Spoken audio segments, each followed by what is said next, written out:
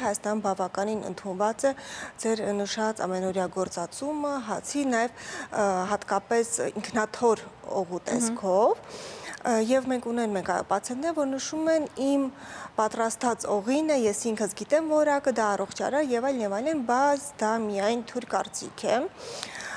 Ալկոհոլի գործածման վերահսկողությունը Տեսնում ենք մենք, որ նման պացիենտների մոտ մենք ունենք վերահսկողության կորուստ։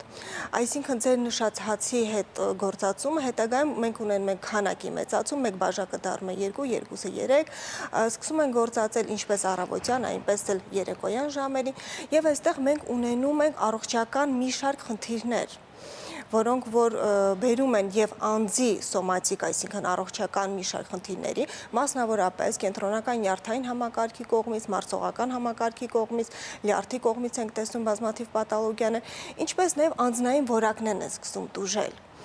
Մարդը դառնում է ոչ այդքան պարտաճանաչ, ոչ այդքան կոկիկ, դադարում է հետաքրքրվել իր հոբիով, սիրելի զբաղմունքով, աշխատավայրում դառնում են անպարտաճանաչ եւ այստեղ սկսում են կարծես փնտրել առիթներ, իրենք են ստեղծում առիթներ այդ ալկոհոլի գործածումը հիմնավորելու համար։